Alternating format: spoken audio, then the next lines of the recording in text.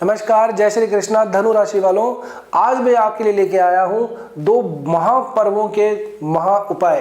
ये दो उपाय अगर आप कर लेंगे ना तो ये पूरा साल देखिएगा आप लोगों के जीवन कैसे बदलता है, कैसी सफलताएं आती हैं, जो परेशानियां हैं ना वो भी चली जाएंगी और आने वाला समय भी आप लोगों का बढ़िया होगा। दो महापर्वों की बात कर रहा हूं मैं। एक है मकर संक्रांति जो कि 14 जनवरी को होगी और एक है मौनी अमावस्या। बहुत बड़ा दिन है, यह है 18 जनवरी का। यदि आप ये वीडियो 14 जनवरी के बाद देख रहे हैं तब भी मौनी अमावस्या का काम जरूर से कर लीजिएगा। सबसे पहले बात करते हैं मकर संक्रांति की। मकर संक्रांति यानी कि मकर राशि के अंदर जो कि शनि की राशि है, सूर्य का प्रवेश होता है और शनि के घर में जाकर के सूर्य थोड़े से पीड़ित होते हैं। इसीलिए अन्न का दान, तिल का दान, तेल का दान जो है बहुत ज़्यादा इस दिन मायना रखता है, यानी कि इसकी बहुत ज़्यादा मान्यता है। तो करना क्या है, आप लोगों को 2.25 मीटर काला कपड़ा लीजिए और 7 तरह के अनाज ले लीजिए। अनाज गेहूं, जौ, ज्वार, बाजरा, मक्का, इस तरह का पंसारी की दुकान पे जाएंगे तो आपको मिल जाएगा। ठीक है ना। अच्छा, इसको मिक्स नहीं करवाना है, इनको अलग अलग ही रखना ताकि जिसको देंगे उसके काम नहीं आ पाएगा अगर इसको मिक्स करवा लिया तो। ठीक है। और 1 लीटर सरसों का तेल ले लीजिएगा और कुछ पुरानी कौड़ियाँ या पुराने सिक्के आपके पास में हो तो वो भी उसके अंदर डाल लीजिएगा। ठीक है ना। इसके साथ ही आप कुछ पीले फल साथ में ले जाइएगा। ये आप लोगों के लिए है, धनु राशि वालों के लिए स्पेशली पीले फल। इसके अंदर आप केला तो आप जानते ही हैं। इसके अलावा अगर कोई और आपको मिल जाए, जैसे पके हुए अमरूद अगर मिल जाए आपको तो वो भी आप इसमें रख सकते हैं। ये सब आप ले जा करके और इसको काले कपड़े को बांध करके और शनि मंदिर में दान दे दीजिएगा। इतना सा काम कर लीजिएगा। कितना रखना है अनाज, ये अपने वजन के अनुसार है। यानी कि यदि आपका 50 किलो वजन है तो 5.25 किलो 10 का भाग दे दीजिए इसमें और फिर 250 ग्राम जोड़ दीजिए।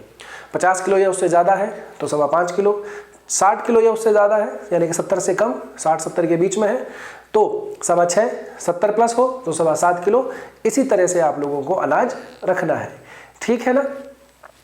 जैसे ही आप बाहर आएंगे, यानी कि जैसे आपने दान दिया उसके बाद जैसे ही आप बाहर आएंगे तो आप लोग जो है पीला जो कपड़ा होता है, ठीक है ना, वो पीला कपड़ा भी आप किसी मंदिर के अंदर किसी पुजारी को, किसी महात्मा को, किसी संत को आपको मिल जाए तो दान दीजिएगा।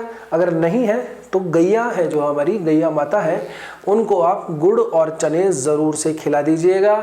कोई पीले फल हो तो वो भी ज़रूर से खिला दीजिएगा। ये काम आपको मकर संक्रांति के दिन ज़रूर से करना है। अब आते हैं अपन मौनी अमावस्या के ऊपर। 18 जनवरी को मौनी अमावस्या रहेगी। मौनी अमावस्या यानी कि मौन रहने का दिन, चुप रहने का दिन, मौन व्रत धारण करने का दिन ये माना जाता है। मुनियों से संबंधित भी इसको जोड़ा जाता है। माना जाता है कि पृथ्वी के ऊपर हमारे पूर्वज, हमारे पितृ, हमारे देवता, हमारे भगवान जो है वो पवित्र नदियों में, पवित्र धार्मिक कुंडों में स्नान करने के लिए आते हैं। इसलिए आपको याद हो तो 2025 का जो महाकुंभ लगा था वहाँ पे मौनी अमावस्या का एक बहुत बड़ा महा स्नान हुआ था, जिस दिन दुर्घटना भी घट गई थी दुर्भाग्य से। ठीक है।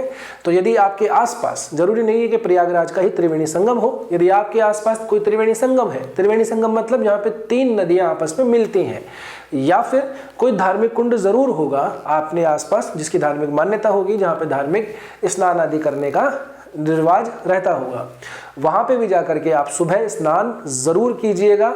और ये कीजिएगा आप ब्रह्म मुहूर्त के अंदर, यानी कि सुबह सूर्योदय से पूर्व ही आप स्नान कर लीजिएगा।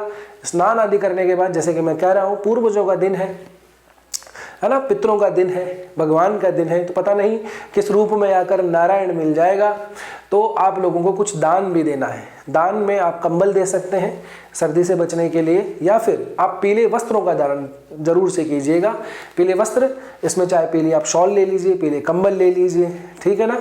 और आपको कोई पीला चौगा मिल जाए तो वो भी दे सकते हैं। पीले फल इस दिन जरूर दान दीजिएगा, ठीक है ना। और कुछ नहीं, अगर आपके घर के आसपास है तो कोई खीर बना के ले जाइए, उसमें केसर थोड़ी सी मिला लीजिए, उसका रंग थोड़ा पीला आ जाता है, ये भी आप चाहें तो दान दे सकते हैं। ये आपको काम जरूर करना है। आप देखिएगा, ना सिर्फ इससे क्या होगा कि आने वाला समय तो बढ़िया होगा ही, जो पुरानी पास्ट की प्रॉब्लम है ये मौनी अमावस्या के दिन स्नान आदि करने से बहुत ज़्यादा दूर हो जाएगी।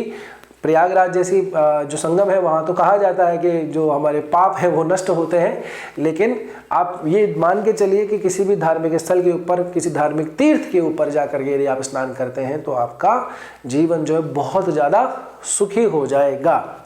इस दिन होगा क्या कि पंचग्रही योग बनेगा।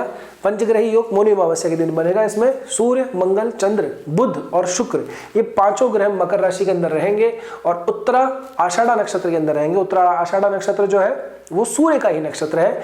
ये नैतिकता का नक्षत्र है, सत्य का नक्षत्र है, निष्ठा का नक्षत्र है ना। यानी कि इसकी नैतिक जो मूल्य होते हैं, मॉरल वैल्यू जो होती है वो बहुत ज़्यादा हाई होती है।